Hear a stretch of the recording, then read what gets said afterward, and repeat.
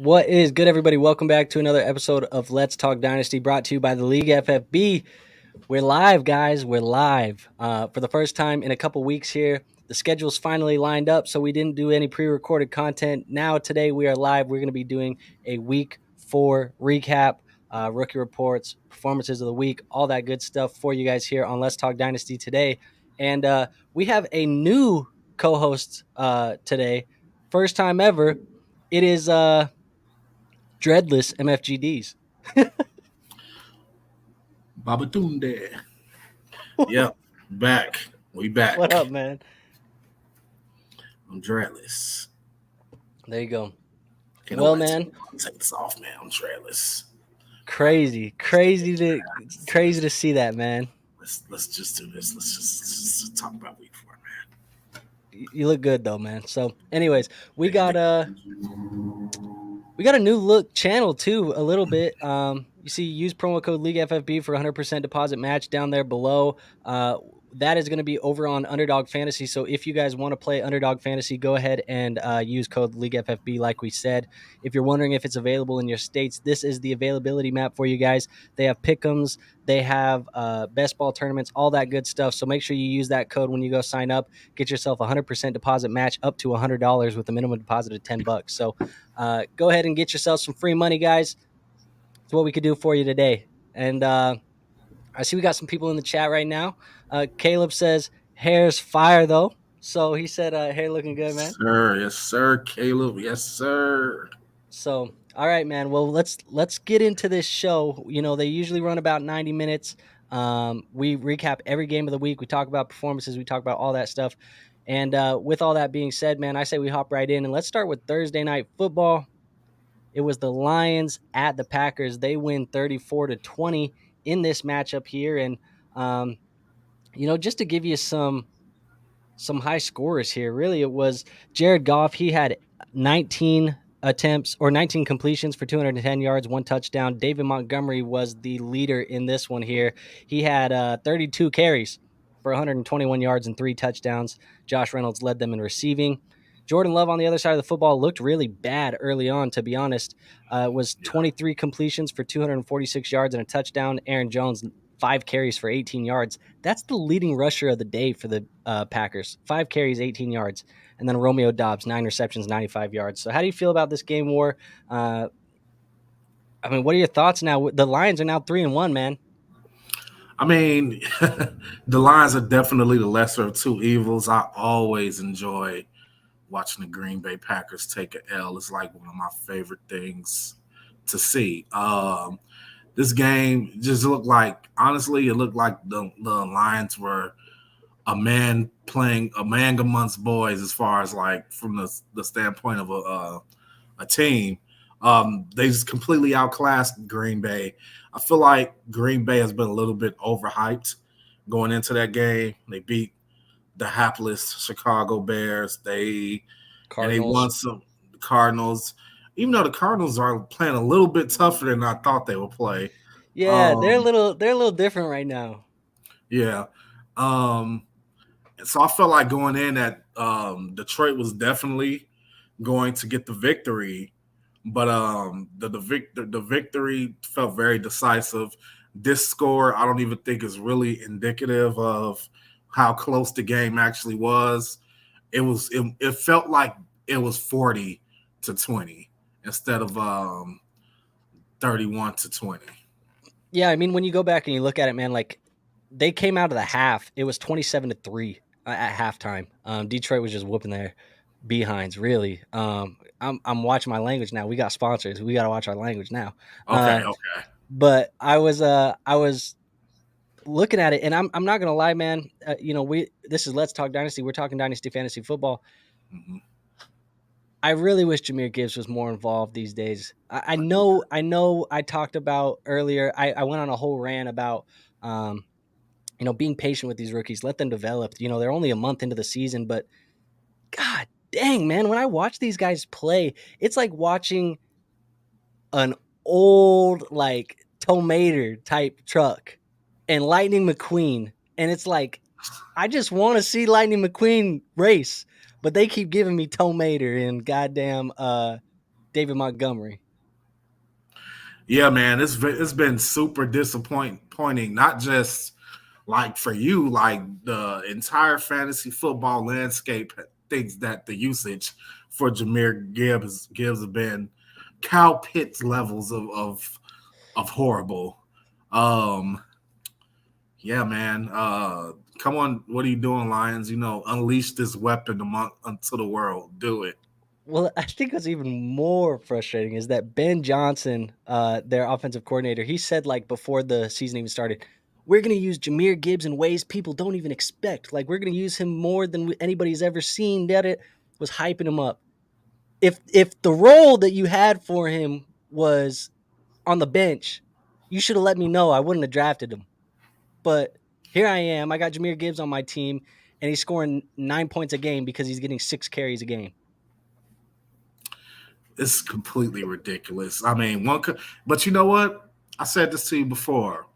When they drafted Jahmyr Gibbs, I was concerned because the first person that visited me was the ghost of Kerryon Johnson. And I was just like, oh yeah, they did barely use you when you were playing very well. So I think this is just how the Lions operate. I think it's their thing to like not use weapons. I mean, just ask Kerryon Johnson, ask DeAndre Swift.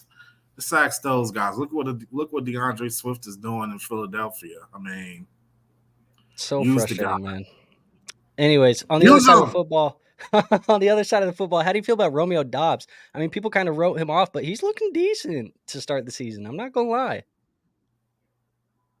Yeah, I mean, but once Christian Watson gets more implemented into the game plan and gets his wind under him, like then what are we going to be looking at as far as the production? Because he got like a gajillion targets last week. I mean, it was like a career high. I think they said he had 13 targets, career high.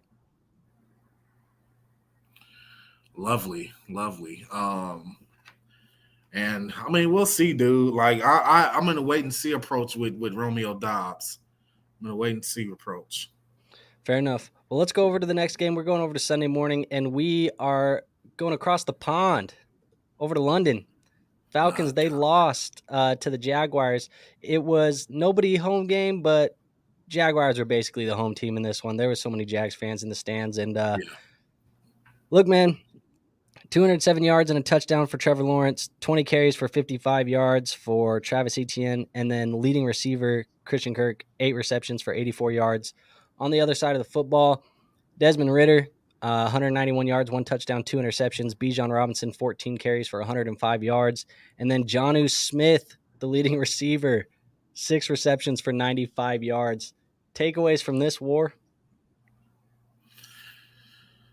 Man, it's just okay. So I'm a Trevor Lawrence owner in the league, and like it has to be frustrating because I want to see the Trevor Lawrence that eliminated the Los Angeles Chargers from the playoffs. That's the one I want to see. I don't want to see this. I'm still learning the offense, Trevor Lawrence. Like it was a very frustrating game, and this is Let's Talk Dynasty. We're not going to look at the real world, real NFL aspect of, okay, well, they got the win.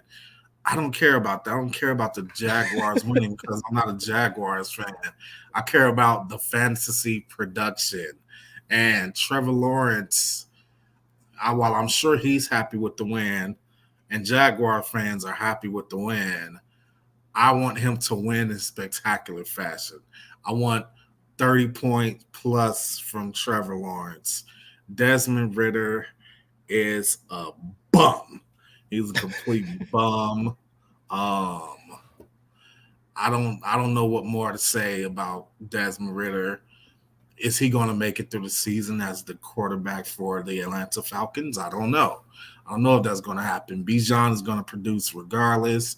Drake London, we don't know what we're going to get from week to week. 1 week you might get 0 catches. Another week you might get 2 touchdowns. You don't know. Kyle Pitts, I've seen this in several places.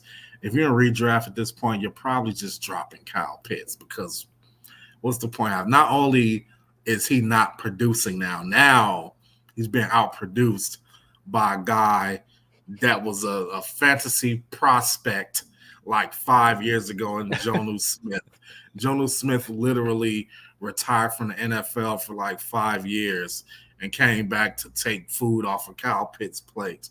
If I was Kyle Pitts, I would be saying, I'm done, or I will be saying, please, call my friend Justin. Call Chicago. Let's get Justin in here. Let's put whoever this guy is a quarterback on the bench. He sucks. Yeah, man. I mean, I'm looking at it, and it's like, you said it with Trevor Lawrence, man. In 4 weeks of football, he has 4 touchdowns right now. So offense is not humming like people thought it would be humming. Calvin Ridley has kind of been MIA a little bit since week 1. He had that coming out party in week 1, and since then he hasn't done too much. This week he had 2 catches for, 2 catches for 38 yards. So he's not really being involved a ton. 5 points the week before, 7 points the week before that. It's not looking great for Calvin Ridley right now. Week 1 he kind of teased us, and now I don't know, man. I don't know what it is with the Jags. I mean, like you said, they're winning football games, so we can't really say too much from an NFL perspective. They are 2-2, I guess. But I don't know. I mean, I think it has to be mentioned.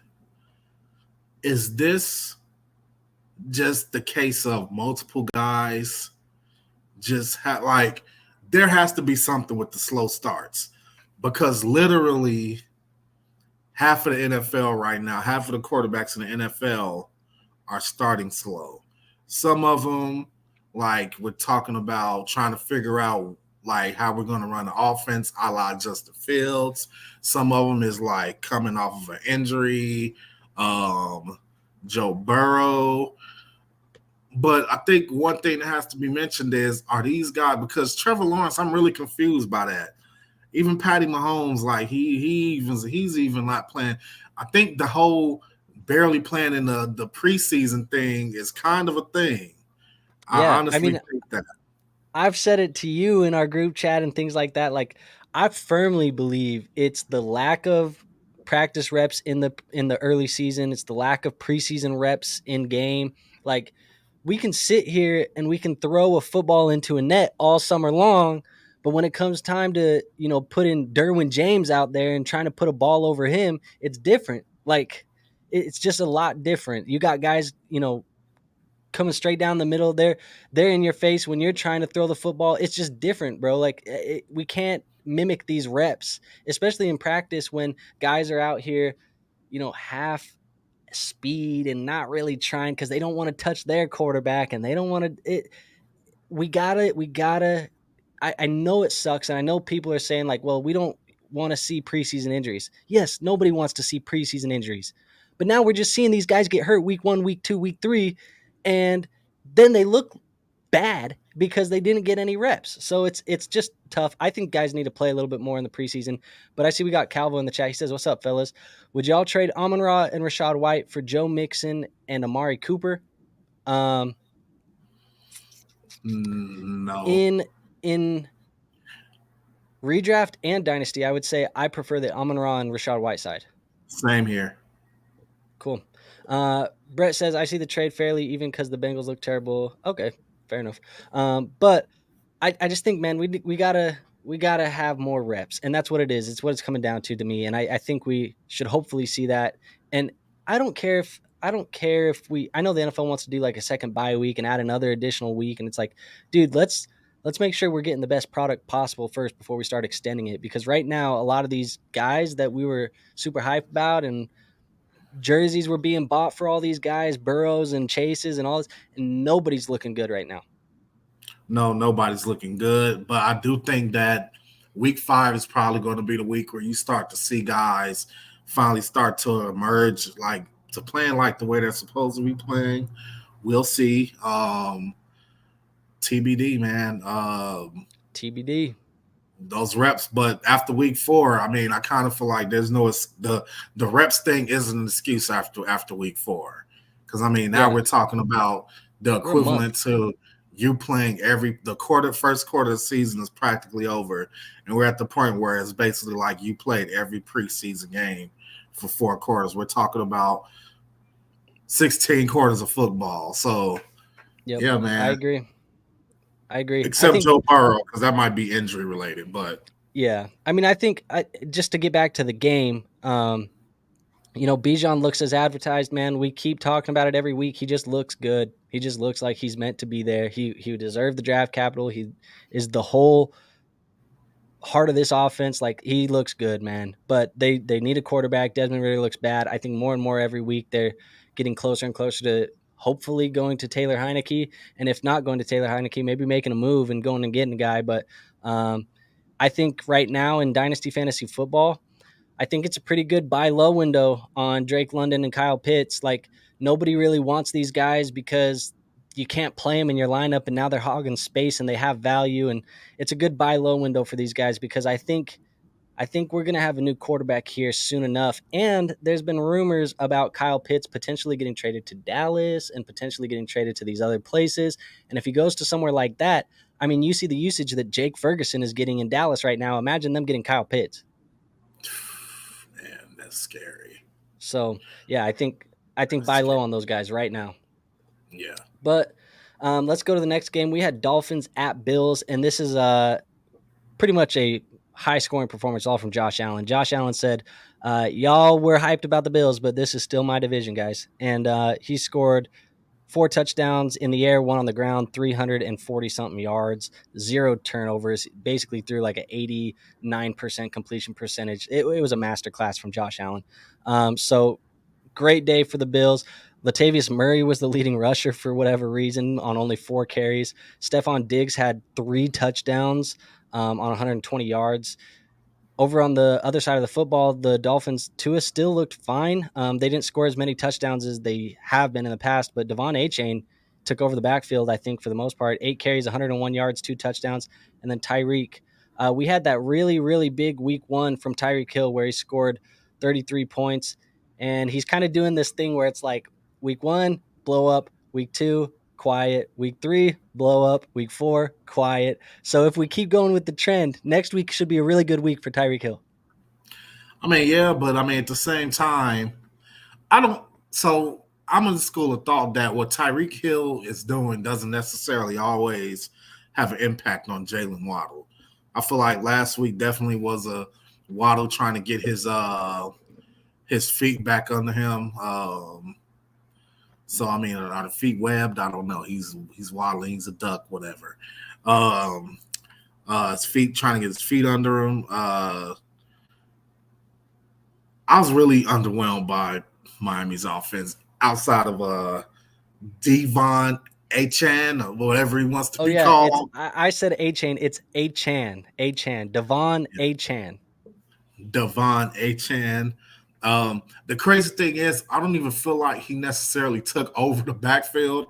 I just think that guy maximizes each carry. So 8 carries can get someone like him 100 yards. Yeah. And I mean, and there's no slouch, but Achan is a dude. He's a dude for sure. And that's the thing, right? Because he ran like, what was it, a 4.2 something, like at the combine, 4.3. Like he ran track speed, and it's like he's capable. He could run 8 times for 4 yards a carry, and then that 9th one it goes 80 yards to the house. Like that's just the player that he is. He's a home run hitter. Yeah, which is kind of what we said about him going in. So I don't think a lot of people think that this minimizes Raheem Mostert. Like I think he still have a role. So guys, don't go out there trying to trade Mostert for a 3rd round pick, okay? Because people will try to sneak you in and do that to you. So don't do it from experience. Yeah.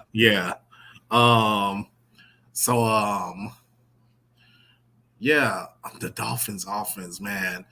I think they'll be fine, but I think if we learn anything from this game is that the Bills have offense and defense. They have both. So it's still their division. The Dolphins, they need some defense. Simple as that. I feel like they can score with anybody, but if they had a better defense, we're probably looking at a 20 some point. Well, you know what? No, let me backtrack that a little bit because I remember during the broadcast they were saying that the Bills are like the highest scoring defense. So I mean, some of those scores in that game, if I'm not mistaken, were defensive scores. I'm not sure. I could tell you. I mean, we know Josh had 4 touchdowns. Yeah. But I do know that they picked 2 off for sure. I remember saying that. And they're able to get good field position, which also goes into the score because you're right there. So as far as Stephon Diggs, man, he's still one of the elite threats in the league. It's one of them ones. I don't know necessarily if it was the scheme or the game plan that had the Bills having Latavius Murray leading the rushes with 4. We got a question here. Yeah, he says I traded Achan, Godwin, and Addison for Pollard. Full PPR. Is this a W? I don't know. I mean, in a redraft league, I guess it depends. If it's a 10-team league, you want more studs, and so I guess you could lean the Pollard side. It's a lot of stuff to give up on the other side, though. And then in a dynasty league, I would much rather have Achan, Addison, and Godwin.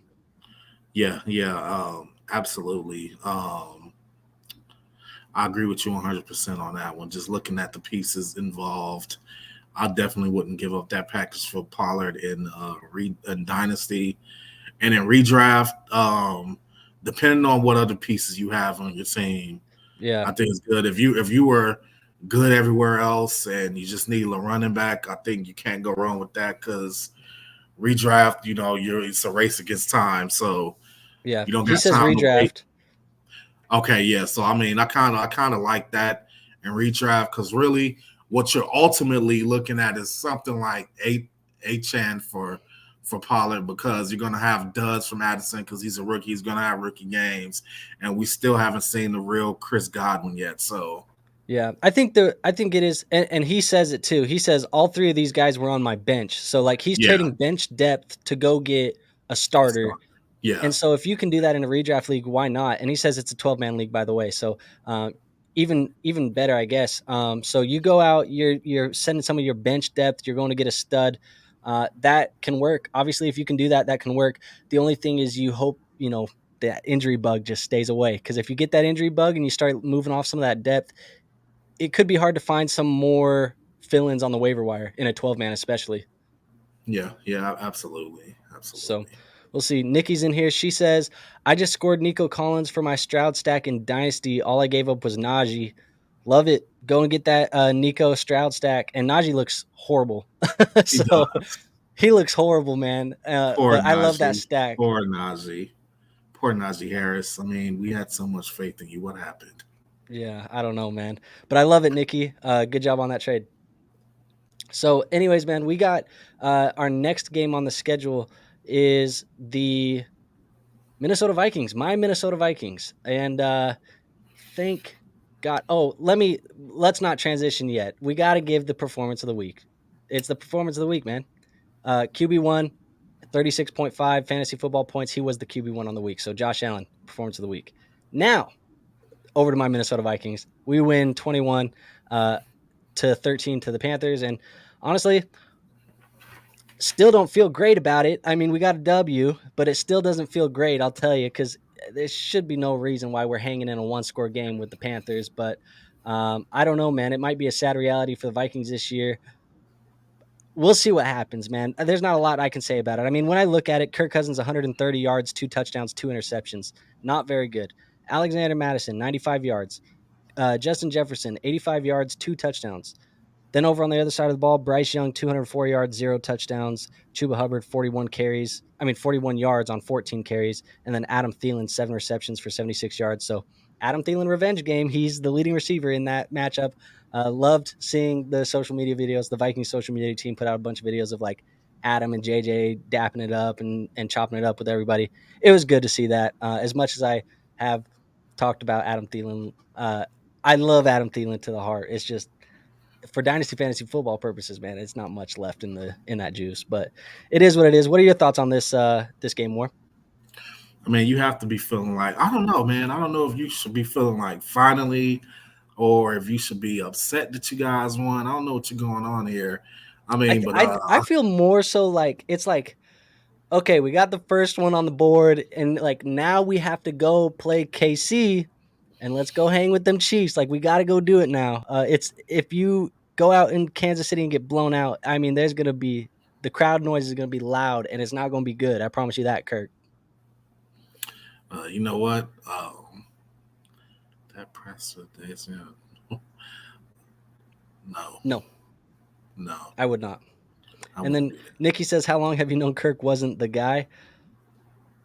I fall in and out of it every year, man. It's like there's stretches where you're like, okay, we could win with Kirk Cousins. And then it's like, okay, maybe not actually. And then he makes you fall for it all over again. It's a pain. It's such a pain. But look, man, if we lose a game or two more and we're looking at like 1-5, 1-6, I might just say, let's go get Drake May, baby, or let's go get Caleb Williams, or let's go get somebody. We'll see. I think you guys are too talented to even be in the sweepstakes for either of those players, but I digress. I only have 2 words for you, man. I have 2 words for you and your Vikings of Minnesota. Thank you. Thank you. I appreciate you beating the Carolina Panthers. They're winless now, that's just, you're just improving the draft capital of my team. I thank you. Bryce Young. It's not looking good. It's not looking good. I mean, CJ Stroud, for going into the season, I swear that everybody was saying how CJ Stroud was going to be a bust and Bryce Young was going to be this dude. Anthony Richardson, I feel like he's lived up to what people thought he was going to be so far. But Bryce Young, he's looking small. and he's looking. I don't want to say trash, but let's just say garbage for now. I mean, let's just look. Okay, go ahead, defend him. Go ahead. No. I've been on record multiple times this year that I like Bryce Young. I love Bryce Young. I think Bryce Young was the QB1 for the NFL purposes in this class. Yep. Here's the thing, man. It's not looking good so far. The call's not looking good so far. However, we are 4 weeks into an NFL season.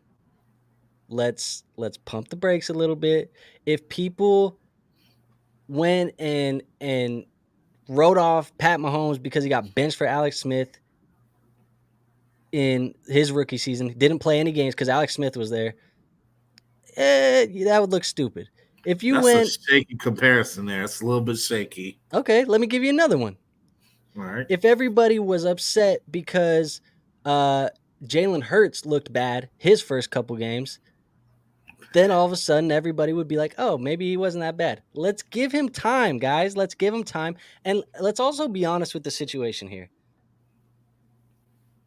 The guy really doesn't have an offense. They really don't have a defense either. And I know you can say the same thing about CJ Stroud not having an offense. Yeah, the defense that they have in Houston is a lot better than the defense they have in Carolina. But the offense, it's Adam Thielen, wide receiver 1 at 32 years old.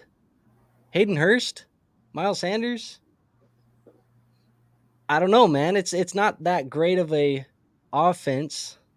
Now, again, I will say Bryce hasn't looked good. So we'll see what happens. There's all these rumors and there's been all this stuff coming around where it's like the Panthers are in a trade market. They're going to go get a number 1 wide receiver. They've called and asked about T. Higgins. They've called and asked about Hollywood Brown. They've called and asked about Mike Evans. Like, it sounds like they're trying to go get him a guy. If you can get him a guy and then he still doesn't produce, writing might be on the wall, man. You know what, man? Look, I got somebody they could trade for. He's a physical specimen, and he's all maple, baby. He's all maple. His name is Chase Claypool. He's right there for you if you want him. You could get him for damn near free. Yeah. Nikki says, how long do you think Kirk would last in Philly with those Barbarian fans? They would have ran him out of the stadium yesterday. That's probably what they would have done. She says Anthony Richardson's RG4. So we'll see. Nikki says no faith in Mingo, huh? I mean, I don't mind Mingo. I just don't profile him to be this alpha wide receiver right now. He's still got some growing to do.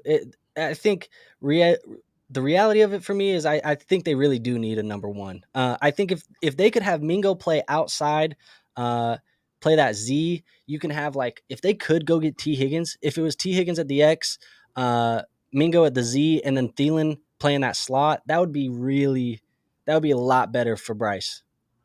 There's nothing I want less than for them to trade for T. Higgins. I want you to understand that. There's nothing I want less. Please trade for someone. Trade for Hollywood Brown. Please do that.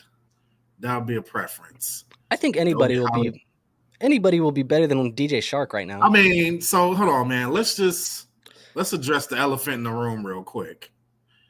Let's address the elephant in the room. Yes, I would trade Stroud for Dak. No, he said, would you rather have Stroud or Dak? I would take Stroud. I would take Dak. I'm taking Stroud in Dynasty for sure. Okay, I'm taking Dak in redraft. Okay. So let's address the elephant in the room here. Go ahead.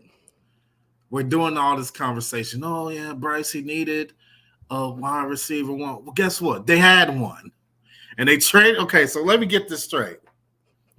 They traded away their wide receiver 1. Yeah. And their first round pick. Yeah. They traded away their wide receiver. So now, not only do you not have the wide receiver 1 to pair with the young quarterback, you have to try to win this season because you don't even have your first round pick. And none of this is Bryce's fault. It's not, but I'm just putting it out there because there's a lot of our teams ruining quarterbacks going around right now. And I think we need to just turn our head slowly to Carolina and look at them because Yeah. that might be quarterback destruction 101. Yeah, I saw that earlier on Twitter. Somebody was talking about, or I guess on X, right? Somebody was saying that, like, hey, you went and got your franchise quarterback, but you kind of threw everything away to go grab him. And now you're stuck in a situation where, like, you don't have a lot of pieces. You don't have a good wide receiver room for him to throw to.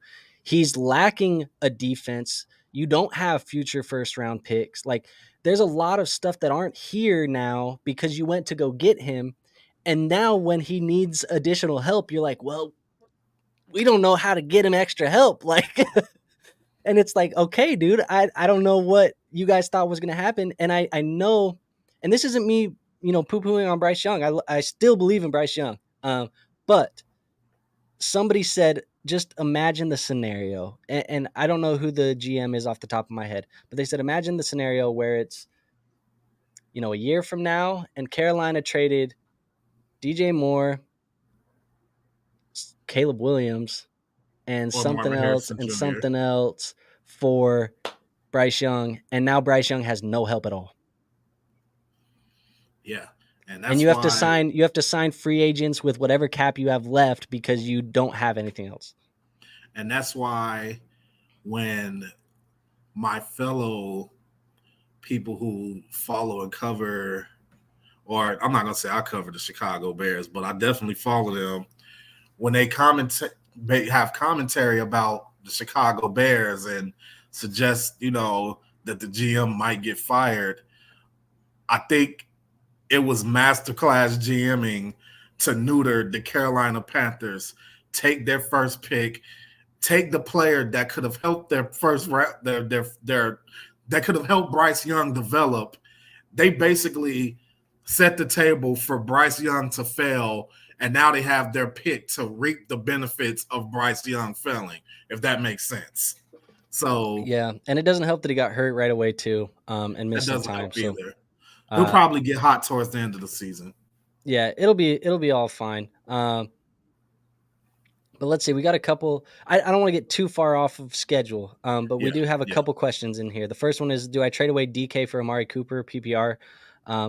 I would rather have DK Metcalf. But it's not that far off. It's not that far off. It's not the worst trade I've ever seen. Yeah. And then Browner says, should I play Olave or Collins? I think you play Nico Collins this week. What? Yeah. Derek Carr's looked bad, and they played the New England Patriots, and the New England Patriots tend to shut down the number one receiver most of the time. Olave is always going to be a big play threat, but I think Collins could get more receptions if you're playing in a PPR league. It's possible, but I always go by the logic, never bench your studs. Start your studs. Yeah. And then we have this last one in here. Let's say Bears end up with the number one. Obviously, it'll be Caleb. What is the plan for Fields here? Trade him to the Falcons. And Nikki says, I'll be completely honest. I don't think there's a part of me that believe even if the Bears get the number one overall pick, they'll trade Justin Fields. There's a part of me that thinks that, but I digress. Yeah. So it is what it is, man. But Nikki said they traded away Ian Thomas for a safety blanket back to the Panthers, and again, they lost that game. So, Vikings, they win one. We get away with one. We're on to KC. But let's go to this next matchup here, War. And it's actually your team here. So speaking of the Bears, Broncos at Bears. The Broncos, they win this one 31-28. And just interested to hear your thoughts over here, War, because y'all had this one in the bag. I'm not gonna lie. When you go back and you look at that those stats, let's just look at them real quick, man. Justin Fields, 335 yards, 4 touchdowns, and an interception. Khalil Herbert, 103 yards. DJ Moore, 131 yards and a touchdown. And Jaleel McLaughlin, he's the leading rusher for the Broncos. So, War, I know you don't really want to talk about it, but come in and address the elephant in the room, buddy. What happened to these Bears? Okay, all right. Oh, man. Okay, we're sponsored now, so I have to keep myself in. Yeah. Okay. Where do I start? Justin Fields is having the best game of his career. You know that? Yeah. You know that? And they were up by like 21 points. You know that? 21 And points scored in the second quarter. in the second quarter, oh man. After weeks of being embattled and just being disrespected league wide, Justin Fields came out to ball, didn't he? Definitely rewarded the people who trusted him in fantasy. I benched him in the league. I traded him in another one for absolute crap. And Justin You caught came some heat out. for that. I did, but I'm a man who takes risk. Now, now, oh man, like it's almost like I'm dead inside, so I don't even have the fire to go off. I will say this: I want the head coach fired. I want the offensive coordinator fired. I want the defensive coordinator prisoned. I want everybody taken down because I'll tell this to you in French.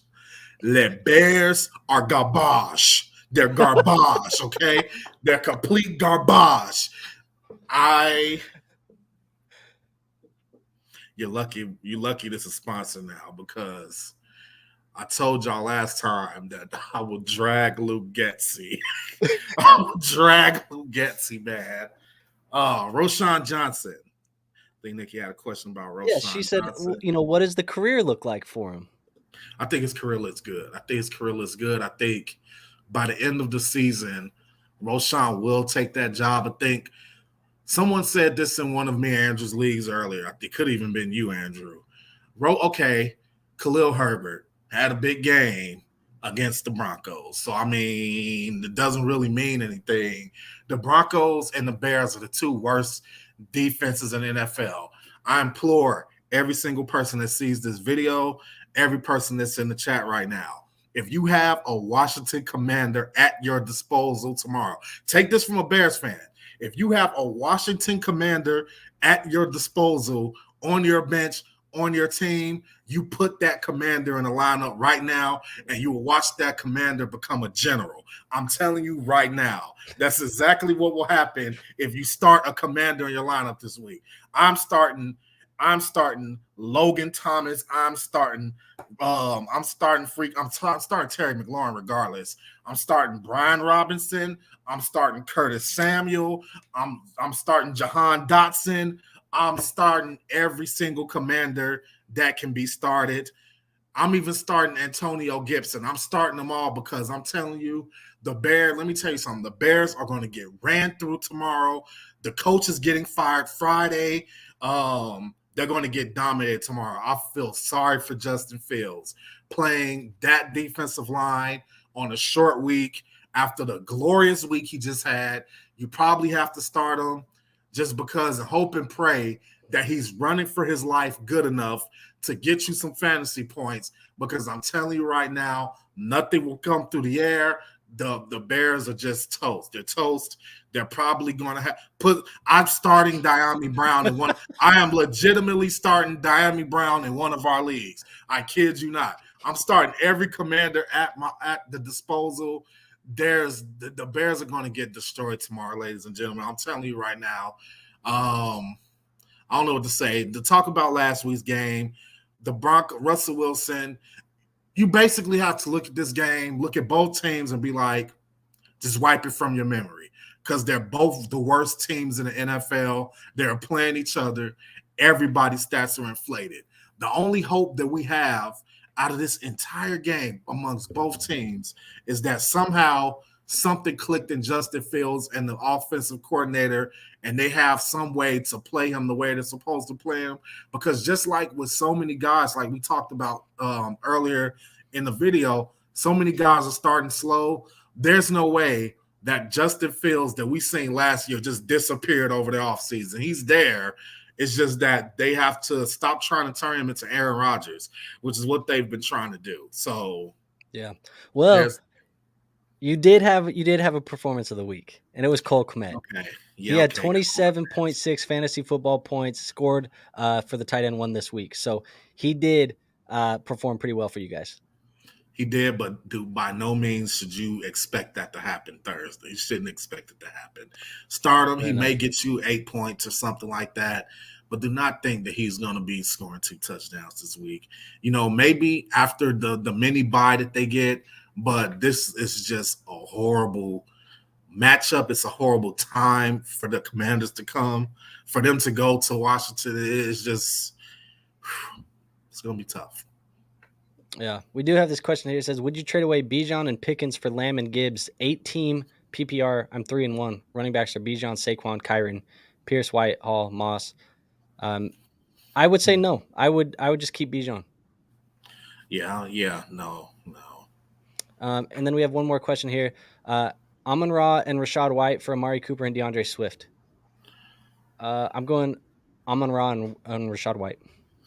It'll take a lot to come to grips with trading Amon-Ra. I just can't. Yeah, and then especially with Swiss health history, no. Yeah, and then should I trade Ridley and Ramondre for Puka and Ford? Who? No. I'm taking Ridley and Ramondre. Yeah, Puka and Ford, they're having nice little league-winning years. If you pick them up on the waiver wire, congratulations for you. But do not trade those two studs for those dudes. Please don't. And before we move on to the next game here, Ward, there's one more Bears question from Nikki. She says, do you think after the Bears blow it up, Roschon remains? Yes. I'm going to tell you right now real quick. Roschon was the darling of the Chicago Bears all season. He was seen as a leader, not only in the locker room, he was seen as a leader in the community. Every time they were watching tape, he was the one who stayed behind picking up the water bottles for all the players. The GM and the coaching staff that won't be here soon enough, the GM will be here, loved this guy. Not only that, but Khalil Herbert was not drafted by this regime. Roschon Johnson was drafted by this regime. So Roschon will stay after the Bears blow it up. Yeah, because I don't think the GM will go. The GM will stay, but the head coach will go. He will go. Yeah. So I'm going to say this to the chat. Guys, I appreciate all of you guys in the chat right now. The start-sit questions, the trade questions, I am going to answer all of those for you guys. We're going to answer them all at the end. I'm just going to save them. We're all going to answer them all at the end. That way we can just keep getting through these games. So just for time restraints, we'll answer them at the end. But keep throwing them in there if you have them. We'll answer them. But War, we go to this next game here. It is the Ravens at the Browns, and the Ravens dominated this one. They were underdogs in this one, and they ended up coming out with the win. So couple performances from this one. Lamar Jackson had 186 yards and 2 touchdowns. Gus Edwards, 48 yards. Mark Andrews, 2 touchdowns, 80 receptions. Dorian Thompson-Robinson was the quarterback in this one. No Deshaun Watson. Pierre Strong, the leading rusher, and David Njoku, the leading receiver. Even after David Njoku was listed as questionable, they said he might not play because he had burns on his face, on his hands and stuff like that. So hopefully David's doing all right. But yeah, man, rough week for the Browns. Hey, he looked badass walking into the arena, though, didn't he? He looked dude, that looked cool. Like I will give him that. And me, I'm not a David Njoku fan at all, but he did look badass coming into the arena. This game went how I knew it was going to go. I knew once I seen the DTR was going to be the quarterback. I knew it was going to be like a field goal game for them. No Deshaun Watson, no Nick Chubb. I just knew it was going to be horrible. Amari Cooper. Let's just talk about the Ravens. Lamar Jackson is doing Lamar Jackson things. I'm not sure. What did we get from Zay Flowers? Did we get a game from him, or did he? What did he do?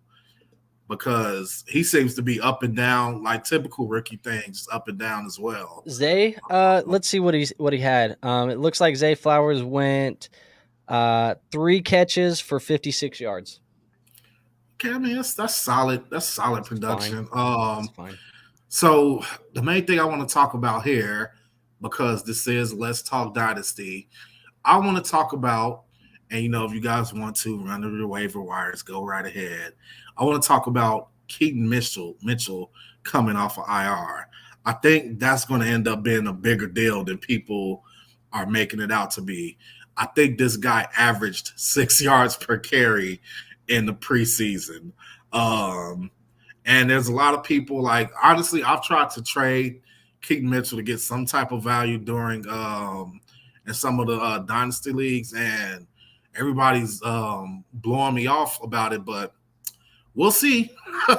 We'll see, because I'm telling you right now, it would be so Baltimore Ravens for that dude to be the guy in the backfield for them for the rest of the season.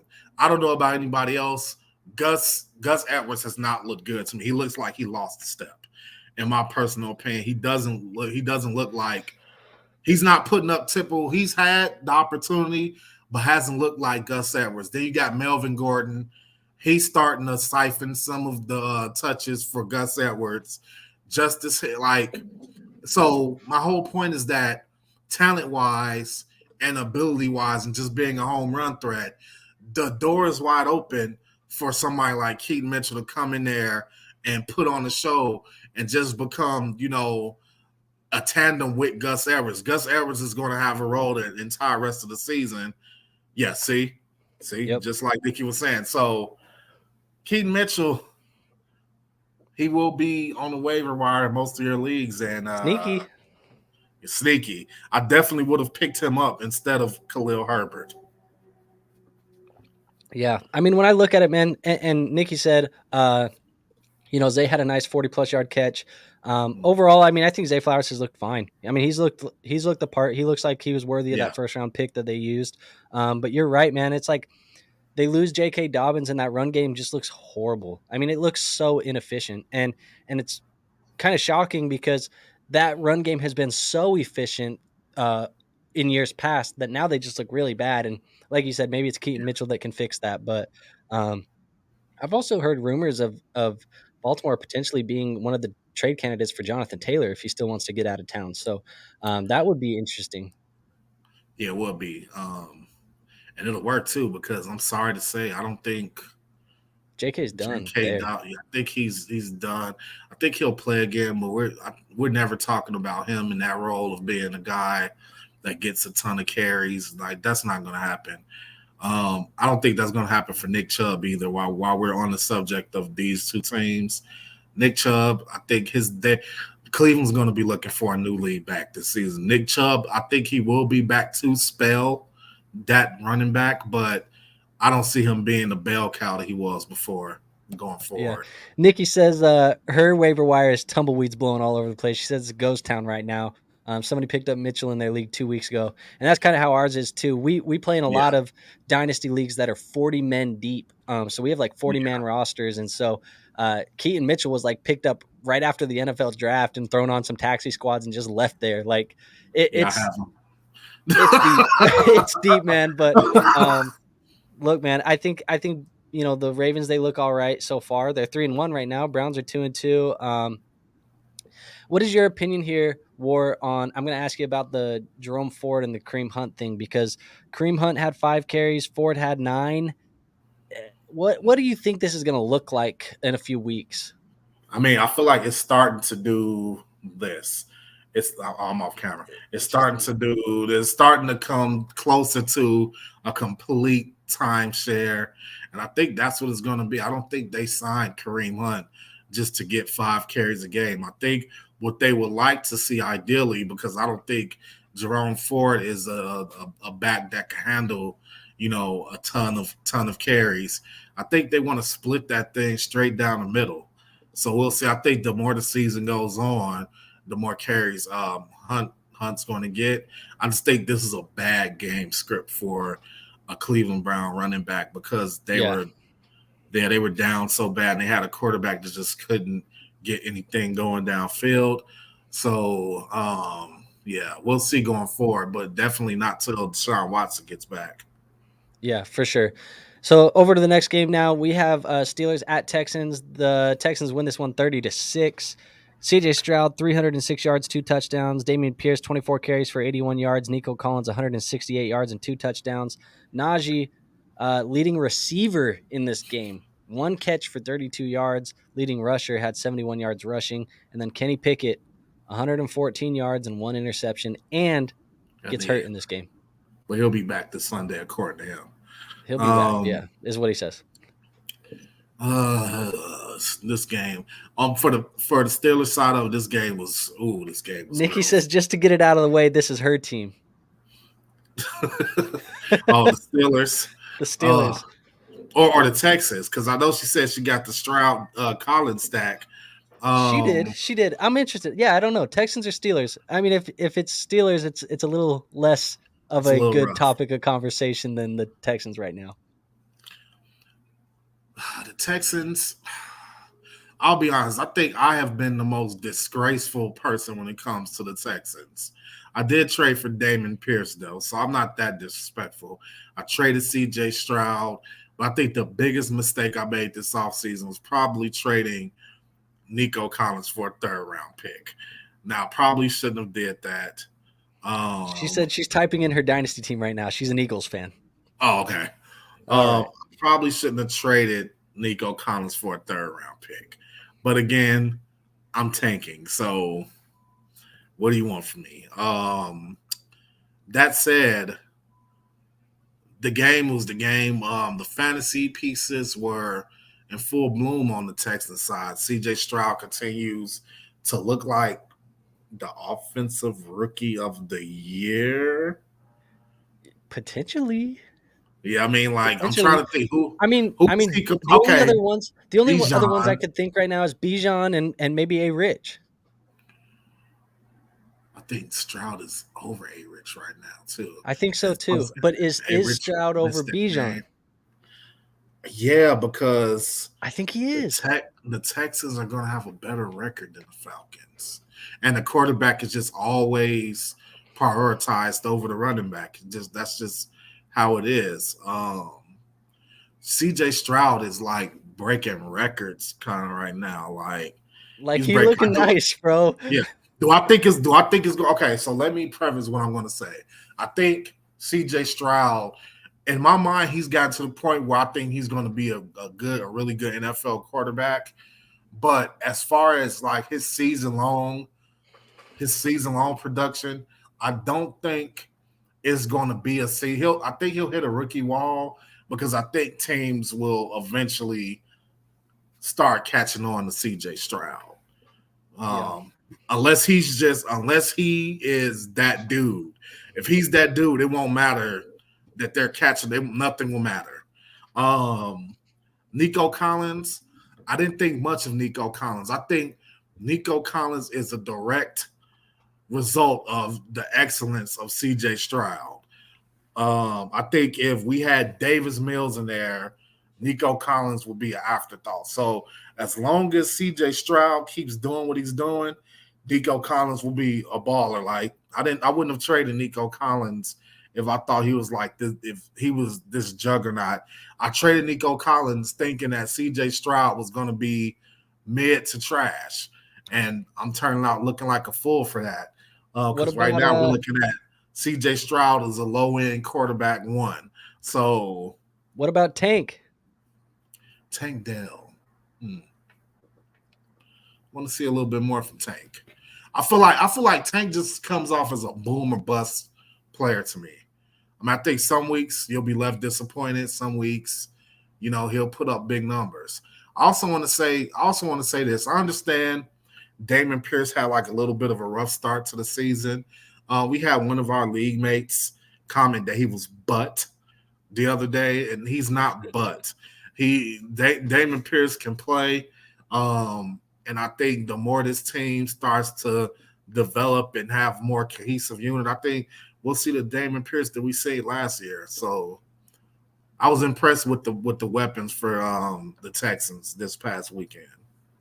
Yeah, I agree, man. I think the Texans have looked good. They've been surprising. All in all, CJ Stroud looks the part. They look like I'm talking about the Texans. They look like they might have fallen into one here, guys. Like everybody was talking trash about. Remember when they won the game at the end of the season before, and everyone was like, "Man, they ruined it because now they're not going to get the number one pick, and now they don't get Bryce, and now they don't." Da, da, da. Well, they might have fallen into one right here. It might have been. Might have gotten lucky. You might have. They might have known something we didn't. I don't know, bro. Might have just got lucky.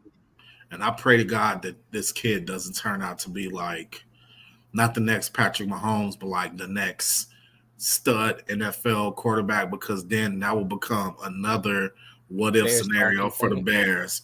Yeah, it'll be another Bears talking point. You passed up on CJ Stroud. I think he wants to be. I think he'll be good. He's good now. I think he'll be good. So I mean, yeah, man, CJ Stroud looking good. Let's see if he can keep it up. Yeah, Nikki says QB's hitting the lottery. So, Yeah, I definitely, mean, that is definitely. what it is.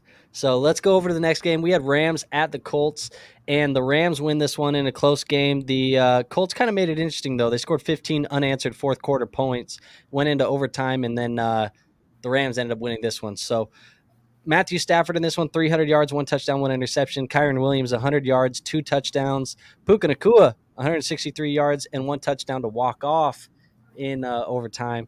Puka wins the game ball there. I don't know if you saw that video.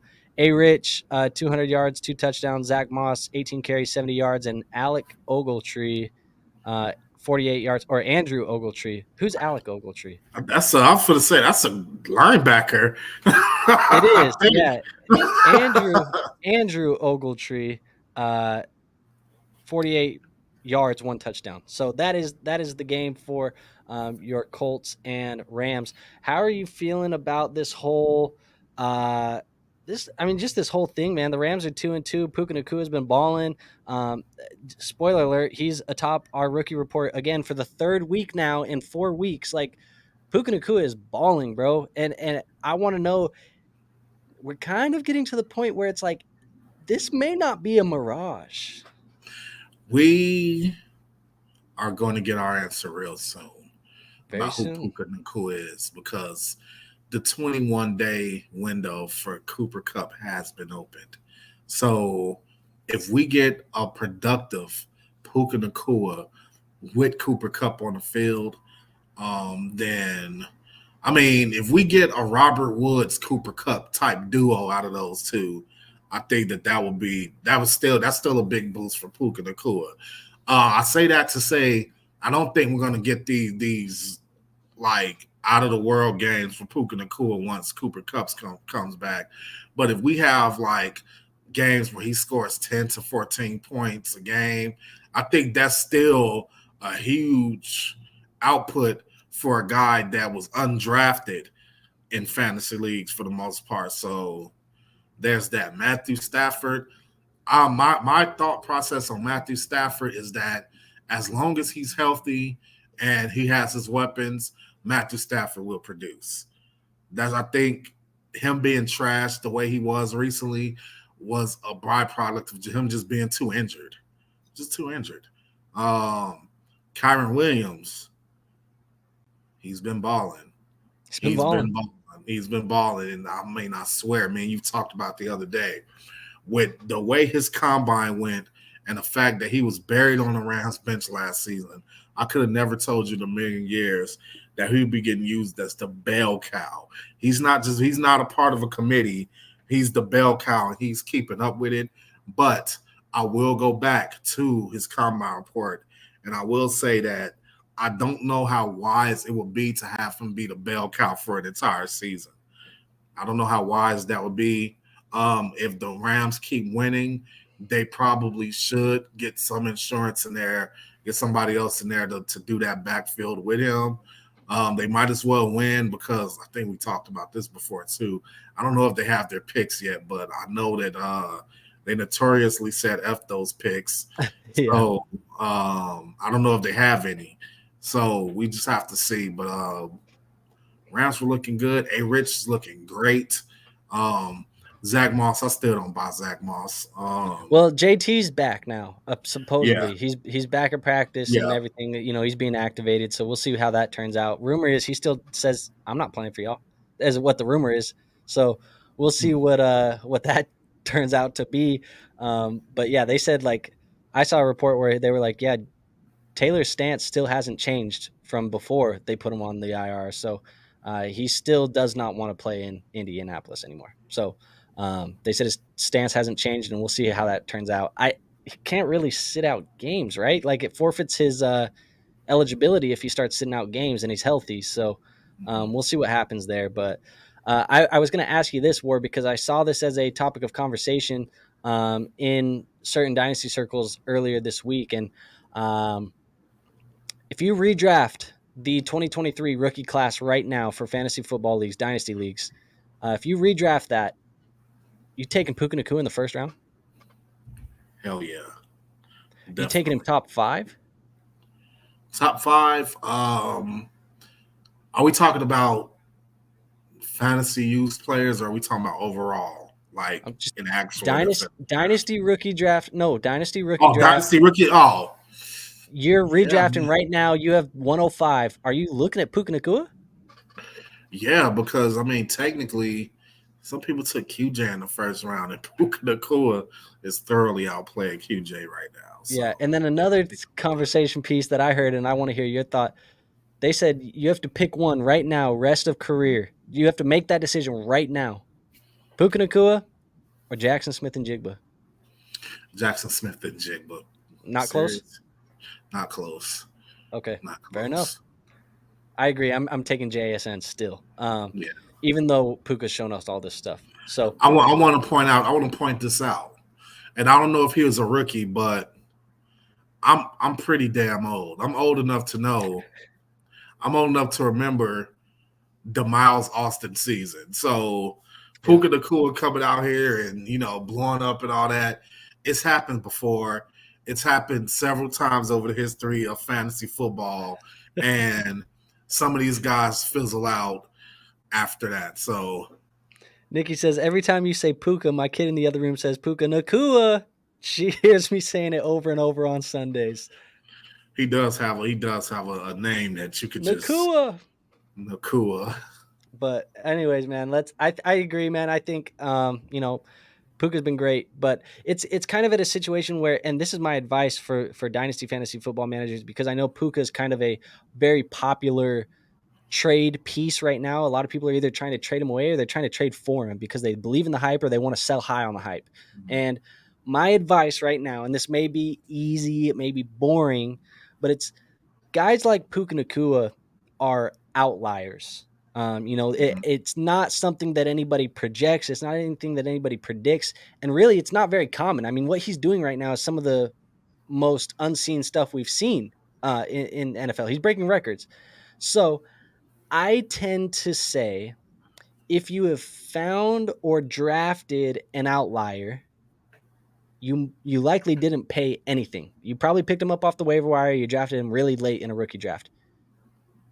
Just ride it like it's hot, man. Just let it ride out. You don't got to sell high on him right now. Just let's see what it is. You paid nothing. If he turns into nothing, you paid nothing anyways in the first place. But if he hits, you get an Amon-Ra St. Brown. You get a something like that happened. On the other side, don't trade for an outlier because an outlier can still be an outlier. You know what I mean? He could still end up being what we thought he was. And it was just, hey, Puka had a good run for 4 weeks. Remember when that happened? Yeah, I traded a first round pick for him. Don't be that guy.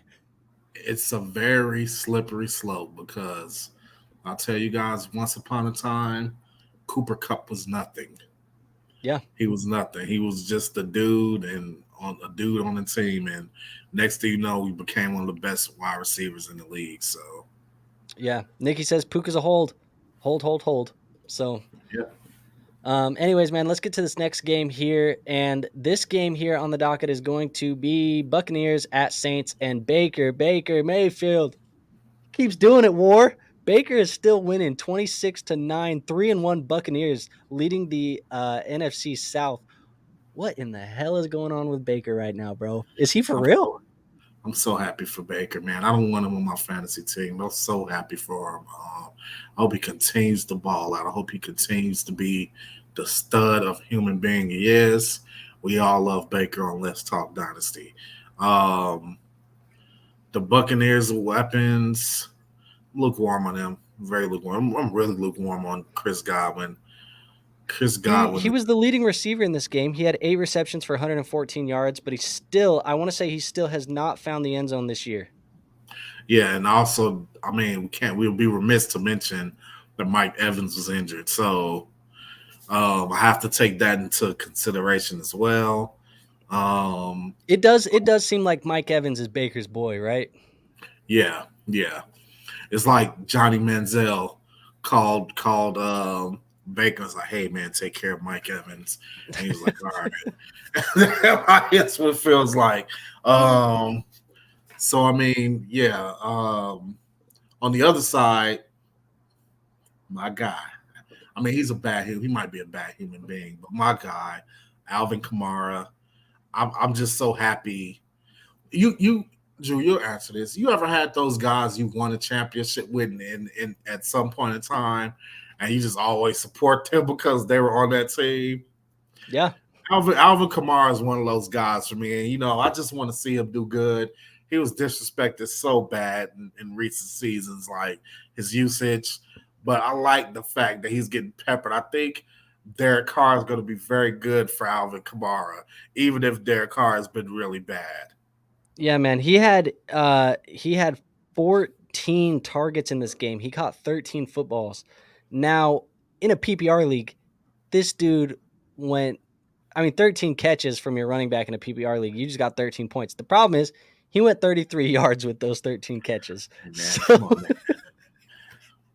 I mean, it was like catching it behind the line of scrimmage and you get to the line of scrimmage and you're tackled. Like that's what was happening. But it was it's very optimistic.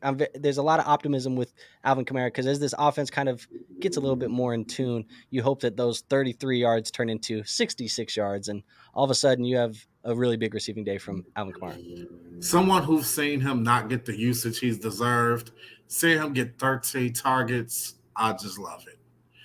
I don't know.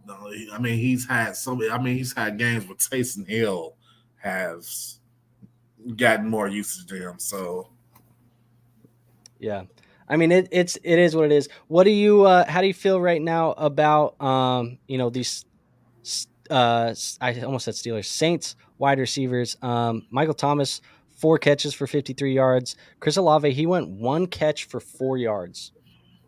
That was weird. That was a weird situation. I know it can't be that Derek Carr prefers MT over Chris Olave. I'm not gonna act like that's not even. No. Yeah, I just think it was one of those games. I also think, you know what? I also think that the Buccaneers are better than people are giving them credit for. Like I think that they don't suck that bad. I think people seeing Baker on the team was like, okay, this is a 3-win team. Well, guess what? They got 3 wins already. So they've won the first quarter of the season. So I we need agree. to see what the Buccaneers can do. I agree. I think Baker's balling, man. Keep it up, Bake. Let's see what happens, man. I'd love to see this team make the playoffs. Could you imagine? Oh my God, dude. I would love this. Could you imagine if the Buccaneers make the playoffs led by Baker Mayfield and the Browns miss the playoffs led by Deshaun Watson? I would love that. That would be. I would love that. I would love that for several reasons. I would love that. Gosh, I would love it. Anyways, we're sponsored now. I can't go into details of why I would love that. I don't think, but I would love that. Yeah, I don't know what you're alluding to there, but talking about Cosby. Oh yeah, I mean I don't know. I mean yeah. I mean Cosby. We don't want to root for Cosby. Anyways, let's get to the next game here on the docket. We got the Commanders at the Eagles. The Eagles get a walk-off field goal here in OT to win the game. Sam Howell, 290 yards and a touchdown. Terry McLaurin, 86 yards. Jalen Hurts, 2 touchdowns, 319 yards. DeAndre Swift, 56 yards and a touchdown. And then performance of the week here. A.J. Brown, he had 9 receptions for 175 yards and 2 touchdowns, finished with 38.5 points. Your wide receiver 1 on the week. We knew that was going to happen. When we seen A.J. Brown yelling at Jalen Hurts, I knew right there, man, he's going to have a huge week next week. We said it on last episode. We said, well, because he was yelling at him at the end of the game, I think next week A.J. goes out and puts up a big game. Yeah, and that's exactly what happened. The Commanders, man, I think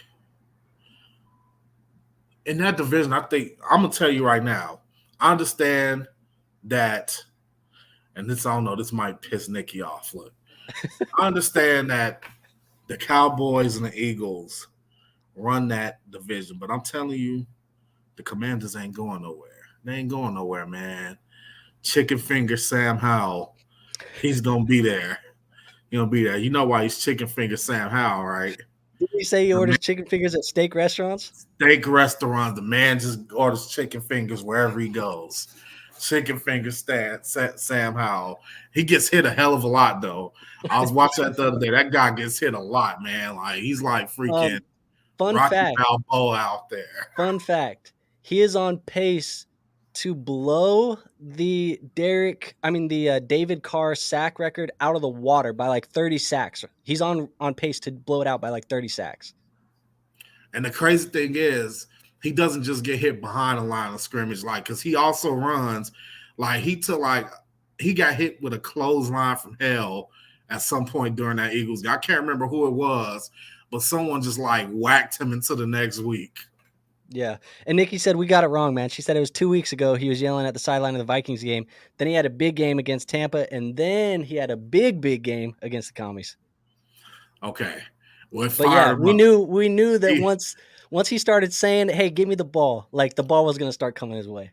Yeah, his point got across to Jalen. He said, "Look, man, until Devonta comes of age, this is my I'm the big brother around here, man." Yeah. So you get me the ball, God damn it. Yeah. They're awesome. Both of them are really. They're both awesome. Are they both, in your eyes, are they both top 10 dynasty wide receivers? I would say so. She said so technically as she pushes her glasses. Yeah. I would say they both top. They both top of the charts. Yeah, I think so too. Terry McLaurin. I think Terry McLaurin is still a dude. I mean, I think a lot of people sleep on Terry McLaurin because the Commanders' offense is just so boring.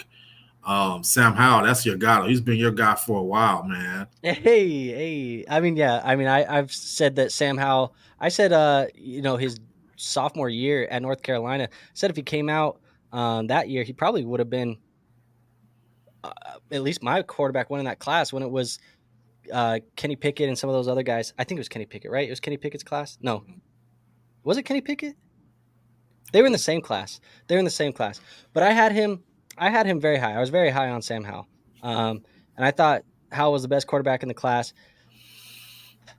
Is it close at this point? Could you say Howell has been at least comparable to Kenny Pickett? Yeah. Yeah? Yeah, I think so, man. I think so. So it's going to be interesting to see what happens and as it develops. Obviously, Howell went in the 5th round, and I was saying all offseason that I thought he was a very cheap buy at the quarterback position, especially in super flex leagues, which is primarily what you and I play in. You were able to get Sam Howell early in the offseason. And now as we got closer to like OTAs and training camps and stuff, his price started going up because Ron Rivera started talking about him as the starter. But earlier in the offseason, you probably were getting Sam Howell for like 3rd round picks. And it was probably a decent buy. I mean, even if it's just this year that you're getting starting numbers from Sam Howell, it's probably still a decent buy. Yeah, no, I agree. And I don't even think we've seen the best of Sam Howell yet. I think that offensive line, if they do have a weakness, it's probably the offensive line. Because we sure as hell know it's not the defense. We know they have some receivers. Weapons. Yeah, they have some weapons. I feel like every time the stats say he's getting hit every time he's out there. One of the weaknesses just might be Riverboat Ron.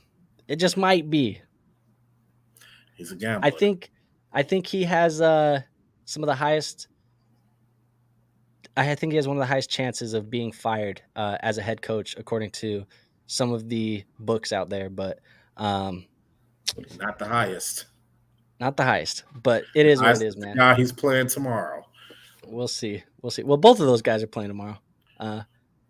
But let's see here. We got our next game on the docket is oh my gosh, Bengals. They lose to the Titans on the road. Joe Burrow. You see the photo there, man. It's basically a weekly occurrence at this point. War. What the hell are we doing? What are we doing here? What do we do with the Bengals? You got a guy who has a bum leg, who can't move in the pocket, and is getting pummeled behind a bad offensive line. I think that sums it up pretty much right there. So not only is he getting pummeled behind a bad offensive line, his plant leg, where his calf is injured, he's not able to put his foot in the dirt and deliver the ball the way he should. So thus we're getting the results that we have in a very bad Cincinnati Bengals team. And yeah. 4 weeks of football, 2 touchdowns, 2 interceptions for Joe Burrow, and has yet to, it's been 82 yards, 165 yards, 222 yards, and 259 yards. 259 being his best day, and that was without a touchdown. So it's been really bad for Joe Burrow. And because of that, it has been very unfortunate because your Jamar Chase picks, your T. Higgins picks, even, getting down to like your Joe Mixons, like they just haven't been efficient on offense. None of these guys have been scoring a ton of fantasy points. A lot of the upside that people saw in Mixon and that I saw in Mixon was, hey, this is a good offense that should score a lot of touchdowns. Joe Mixon could score double-digit touchdowns. Well, so far it doesn't look like they're going to be scoring a lot of touchdowns. Jamar Chase was attached to Joe Burrow, and he's a dog, right? So, oh man, he's going to be a top 3 fantasy football wide receiver this year. I don't know. T. Higgins, well, he's in one of the best offenses in the NFL, attached to Joe Burrow. Now he's a second thought in a bad offense. And he has fractured ribs now. So oh my gosh, man, it looks horrible for the Bengals. And the Titans have looked pretty bad as well, but they go up and put 27 points on this Bengals team. I don't know, man. I think if it was up to me, and like I have any influence in any NFL decisions, if it was up to me, I'd say shut him down. Shut down Joe. Man, dude, look, here's the thing, man. He's not going to shut down. Shut him down. Do not let him make the decision. Shut him down. I mean, the coach is completely backing him, and they said like the other day that the plan is for him to just play through it and that it can't get any worse, so it'll get better or some crap like that. But man, you have said that he needed to shut. 2 weeks ago, we were on here saying that they need to shut him down, and he would have been getting ready to come back in a couple weeks at this point. But now, man, you're just probably delaying the inevitable, and all we could do really is hope that once their bye week arrives, that he gets some extra treatment and comes back and plays better. I would say if he doesn't look better the week following their bye week, then we probably need to talk about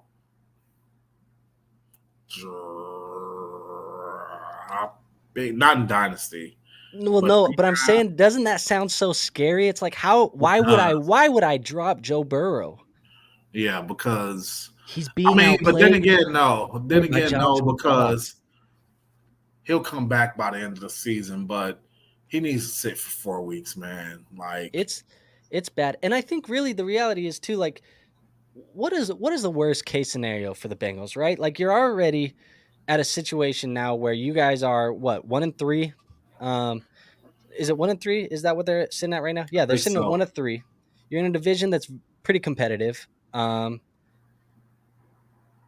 shut them down. That first round pick gets a lot higher because you got Jake Browning playing, and maybe, just maybe, next year you're running out of trade T. Higgins for whatever anybody's willing to pay, because you guys don't want to pay him.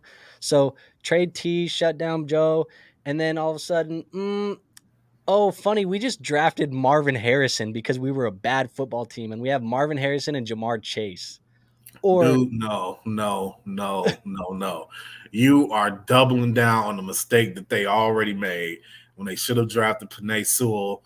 Do not draft Marvin Harrison. You don't need him. Draft the best offensive lineman that you can get, because your offensive line is still trash. That's what you guys need to do, Cincinnati. Yeah. They said the law of averages says Cincinnati will round it out. They have too much talent. Joe just needs to heal completely. It's crazy they threw him out there at 60%. Yeah, I agree, man. It's just give him a couple weeks to just rest. Just get it together, man. If he doesn't look good the week after the bye week, then you need to sit him for a couple weeks. Yeah, agreed. All right, man. Well, let's get over to this next game. We got a couple more games to go. This one's going a little long, but I appreciate it because we got a lot of people in the chat interacting with us. So thank you guys for being in here. Next game here is going to be Raiders at Chargers. Raiders, they lose this one 17-24. Justin Herbert continues putting on a clinic, even though he had the hand issue. I don't know if you saw that, War. He was trying to tackle block Max Crosby, and he got his hand stuck in Max Crosby's face mask, and I guess it fractured a hand, his non-throwing hand or something like that. Yeah, freak injury, but also like he just came out, put a glove on it, taped it back up, and threw a 50, 60-yard bomb to end the game. Like, it's like, yeah, it didn't matter. I fractured my hand, but I'm still going to lay this one down on you. I'm going to be honest, man. Some Sundays, the Bears send me into football depression, so I don't get to catch anything besides the highlights. Like, after the Bears did what they did, like, I watched Red Zone for a second, and then when I see that all my fantasy teams we had a rough week. When my fantasy teams were all taking L's, I was just like, that's it. I'm done. Yep. I'm done. I'm just going to watch some anime. That's pretty much what I did. So, Justin Herbert, he's a dog. He's a stud. I can't wait to see them where Eckler is back. I mean, they're going to look good. The Raiders, man, oh, man, that team. I understand Jimmy G wasn't there, but I was going to say Aiden O'Connell under center. Yeah. He looked okay. I mean, for being thrust into something, probably not fully prepared. It was pretty last minute, and it's a good football team that you're playing on the other side. Yeah. Andrew, go ahead and go into the thing you were talking about earlier with the collection of teammates now on the Raiders that are having a mutiny. And, I mean, I guess we could maybe include Chandler Jones because, honestly, oh, man, that situation is weird. I don't even want to speculate on what that is. I don't want to speculate on it either, but for a second I kind of thought that he was doing all this to get off of the Raiders, but no, it might actually be legit. Yeah. Yeah. But yeah, there's a mutiny going on in that team. Nikki says sorry because you had a bad Sunday. It was a rough one. It was a rough one. And yeah, I like this one too. Nikki says, "What's going on with Michael Mayer?" I don't know. Don't know. Couldn't tell you. Michael Mayer was my tight end 1 coming into this class. I had him over Dalton Kincaid, so not sure what's going on here. I guess it's just being patient, waiting and seeing. But what you were alluding to, Warren, what we're talking about is Devontae Adams is on record. He's talking to media. He's on tweets floating around about, I don't have time to wait. I'm wasting my time not winning here. I need to go win. I don't have time to wait. And he's kind of right. He's getting to the back half of that career, probably back quarter of that career. And it's like, I don't want to be here. And then Josh Jacobs is like, man, I'm so sick and effing tired of losing. I don't want to be around this team if we keep losing. I don't want to, everybody's talking bad about it. And then you got Marcus Peters on the defense, and he's out here liking Instagram posts and tweets and stuff about fire Josh McDaniels, fire him. And I think that's the right choice. It looks bad, man. And then like you said, the Chandler Jones stuff where he's like, Mark Davis is doing things and this and that. There's a whole bunch of speculation, and it's like, I don't know what's going on in Las Vegas. It seems like there is a lot going on in Las Vegas that we don't know about, and nobody wants to be there. It doesn't seem like anybody wants to play there. I live here, and I can't tell you what's going on. Yeah. I don't know. I can't tell you. So Navi says, I hope I said that right. Says Herbert is shredded my Vikings. I'm still reeling. Yeah, I agree, dude. And they gave us the game. And we couldn't score. It is what it is. Yeah, man. Anyways, what do you make of the Michael Mayer stuff, dude? I don't know, man, because some of it with tight ends, dude, is just like he's been like non-existent. Yeah, some of them take a while to start producing, but he should still be getting more of a greater snap percentage than what he's getting. We are 4 weeks into the season. His highest snap percentage of his career thus far was last week at 51%. and he has 2 targets in 4 weeks of football. They drafted this guy in the second round, top of the second round. I mean, unfortunately for him, he's not Sam Laporta. So, I mean, I don't know. Or maybe the coach is just a lot more stupid than Dan Campbell. I think that's the actual answer. But Is that the coach is stupid. But it is what it is, man. And then one more question, since this is a Dynasty show. QJ gets to step in and take some more snaps because of Mike Williams being out, but he doesn't do anything with them, and it actually becomes a Josh Palmer target game. So what are your thoughts on QJ here? Give him time? QJ, yeah, give him time, but it's time to start looking at him with like a side eye. No, man, what's going on? Because he's looking like a pedestrian right now. Yeah, Nikki says, how do we not know he isn't Laporta, though? Because they don't even throw him the ball. That's the truth. That's the truth. We don't know anything about Michael Mayer. It's just the only thing we know is get him the damn football. That's the only thing we know is start using him. But you need a quarterback to get somebody in the football. You got to have a quarterback to do that. I guess so. Well, let's get to this next game here. Colin Kaepernick said he's available.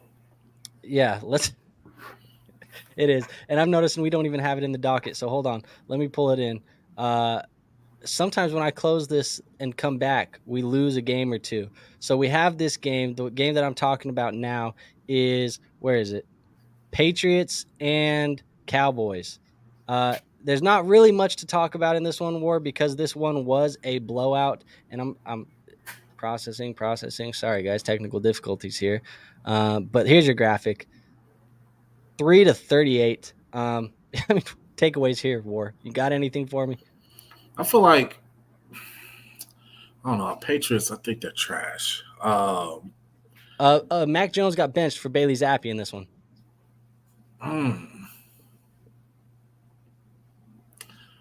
People thought Mac Jones was going to be a breakout stud after week 1. Came back to life, and then all of a sudden, maybe. Yeah, what's going on, Mac?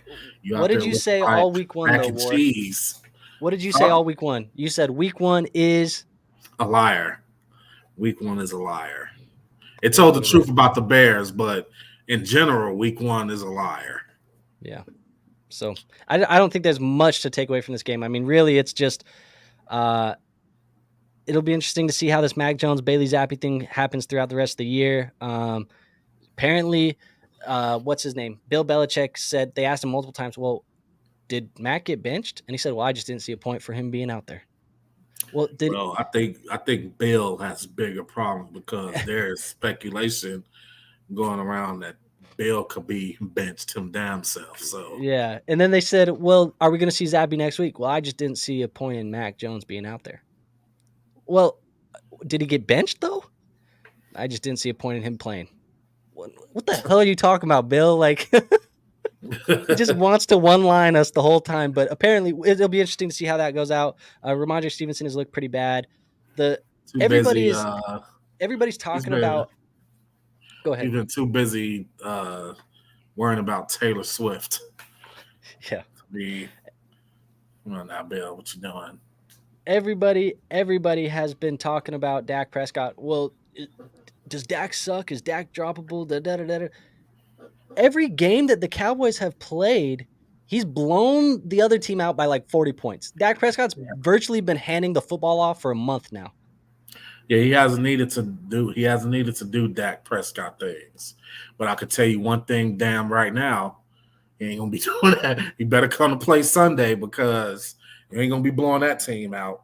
Yeah, we'll see though, man. But that's really it. Tony Pollard looks fine. I wouldn't be too worried about Tony Pollard. I know he put up a little bit of a lower scoring week, but again, they won 38-3. There was no point in keeping any of these starters out there after a while.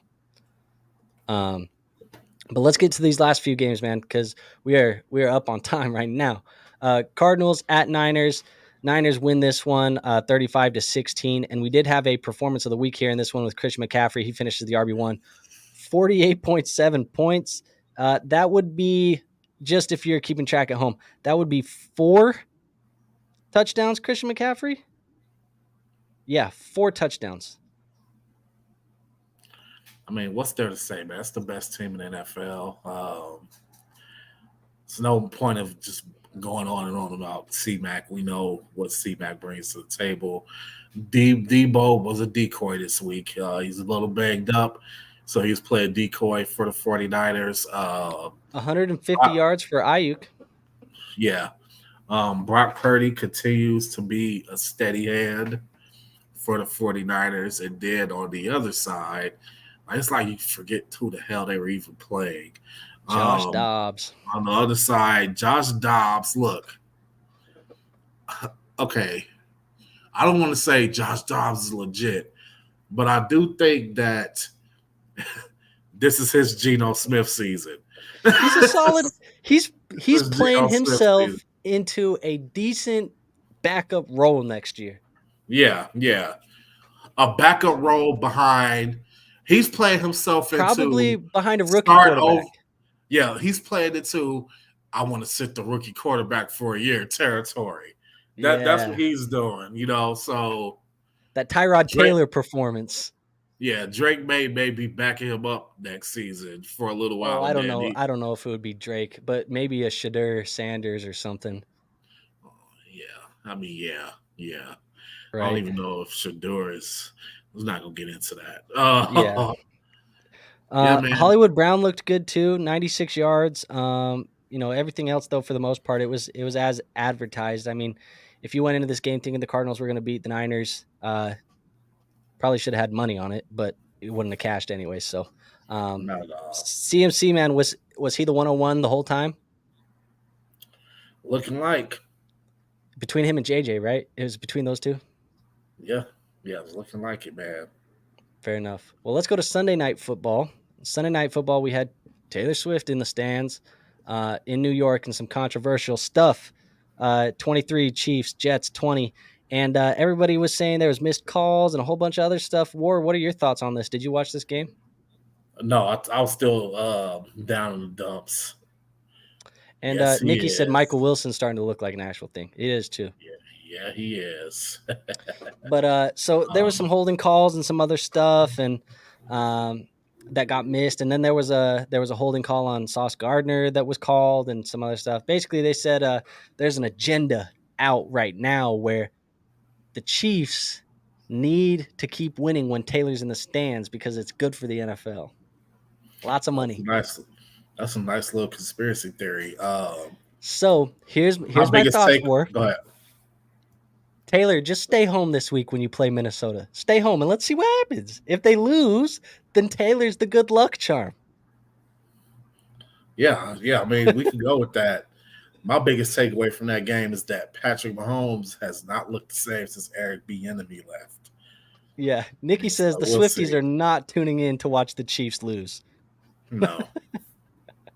Are they tuning in if she's not at the game? No, it's a question. Probably not. So if she's not at the game, that's what I'm saying. If she's not at the game against Minnesota, maybe the Chiefs need to lose one. Maybe. We'll see what happens. But I think you're right, though. Mahomes has looked a little bit different without Bieniemy. And but one thing that we should talk about and we should know is Zach Wilson was dealing in this game, dude. Like, he was looking good. I didn't know what the hell got into this guy because even the announcers were joking about it. They're like, did they sneak Aaron Rodgers down onto the field like at halftime? Because Zach Wilson is dealing right now. And I was like, who is this guy? But Aaron Rodgers was probably like feeding him information on the sideline. Maybe. And then Pacheco back in New Jersey. Because if you're not familiar, the Jets play actually in New Jersey. They don't play in New York. So Pacheco back in New Jersey, 115 yards, 1 touchdown. And he looked pretty good. And Nikki's asking, is he becoming an RB1?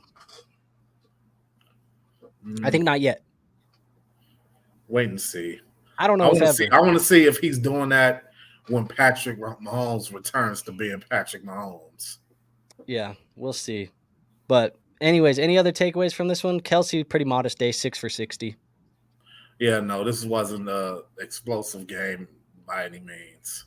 Yeah, we'll see what the Jets do this week. They get to go play Denver, who just got 70-pieced and then let the Bears hang around. So we'll see what happens. Let the Bears lead. Yeah. So we got one more game on here. It's Monday Night Football. Let's go over and let's talk about Seahawks and Giants. And I joked with you, War. I said I made the graphic beforehand, and I had it at 27-10, and it actually finished 24-3, so pretty close. You're close. Geno gets injured in this one. Daniel Jones takes 10 sacks. It is horrible, horrible day for these guys. Kenneth Walker does the huge 80 yards and a touchdown. I mean, it's pretty much like clockwork with Kenneth Walker right now. He's falling into the end zone. Leading receiver, Noah Fant, 2 catches for 63 yards. And that catch was from Drew Lock. So interesting day all around. What are your thoughts on the Seahawks right now? And what are your thoughts on Daniel Jones and these Giants? I think Daniel Jones and these Giants are cooked.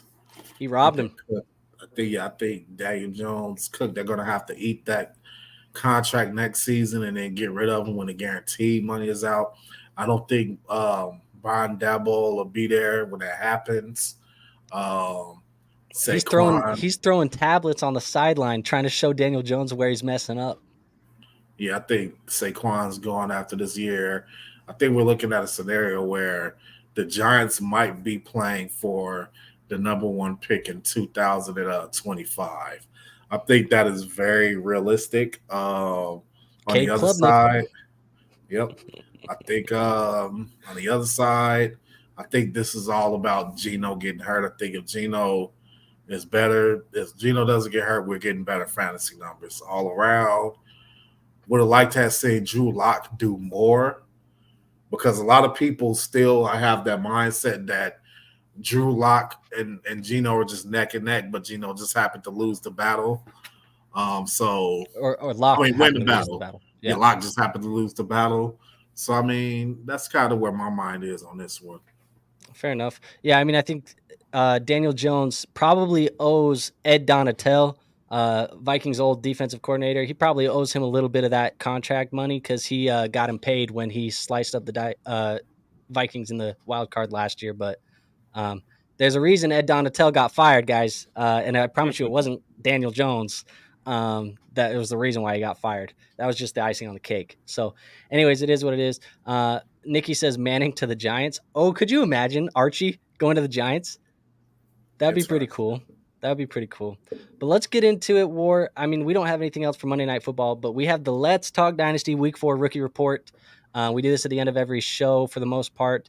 And these are your top 10 rookies on the week here, led by Puka Nacua, third time, like I said, at the top of this list. Anthony Richardson, Devon, Achane, Michael Wilson, CJ Stroud, Jaleel McLaughlin, first time for Jaleel, first time for Michael Wilson as well. Then Bijan, Aiden O'Connell, first time, Josh Wiley, first time, Jaden Reed right there as well. So what do you think of this list, man? It's kind of some of the usual suspects, but some new guys as well. Yeah, Puka Nacua continues to run the gauntlet for the rookie report week by week, and there's no signs of him slowing down at this moment in time. It should just be the Puka report, right? The Puka report, yeah. I mean, we'll see what happens. But I did say at the end of the show, War, we would answer all of these questions that we had coming in real quick. So let's speed run this one. I got them all starred in here, so let's answer these questions as they come up. Did I win this trade? I got Austin Eckler and Gibbs and gave up CJ Stroud and Kyron Williams. I think I would take the Eckler and Gibbs side. You won that trade, especially if you are in the 1 quarterback league. Trade away DK and Sutton for Amon-Ra? Yes. Yes. Brad McCoy just got offered Kupp and Brian Robinson for AJ Brown and Gibbs. I'm keeping AJ and Gibbs. I'm keeping AJ and Gibbs as well. We're pretty much the same on these ones. He says, if I accept my team is a 10-man, yeah, I mean, I'm keeping AJ and Gibbs. Calvo says, would you trade Amon-Ra for Tony Pollard? I have Jamar and CeeDee. No. Oh, he says he needs a running back bad. If you need a running back, I don't mind. How bad do you need one? Because I just value wide receivers more. I would rather trade Jamar and maybe see if you can get a better running back than Tony, just off of name value. Good point. Why is everybody trying to trade Amon-Ra? I don't know. Have Ford, Godwin, Rashad White, start Ramondre or Herbert, RB2, also with Garrett Wilson. So are you starting Ramondre or Herbert? I'm starting Ramondre. Yeah, I think you got to do And then he says Garrett Wilson, Christian Watson, or T at the flex. I'm going Garrett Wilson this week against the Broncos. Yeah. Oh, yeah. Garrett Wilson against the Broncos. Absolutely. Now we have start one in full PPR. Javonte, Judy, or Sutton? Judy. Yeah. Unfortunately. Javonte has that little hip injury right now. No, I love Javonte, but yeah. All three Broncos? What the hell? Stroud or Russell Wilson this week? Stroud. Who Wilson's playing the Jets? The Jets defense. Oh yeah, Stroud. It's not even a Stroud. question. Yeah. Stroud, absolutely. Trade away Dameon Pierce, Deontay, and A-Chain or A-Chan for Bijan and Algier? Yes. Yes, and I wish that I have all three of those players, and I wish that somebody in our league would offer me those two, Bijan For and Algier. Yeah, for Pierce, Deontay, and A-Chan. Yeah. Sam says, get Waddle and Eckler. I give Adams and Breece Hall. Should I take that trade?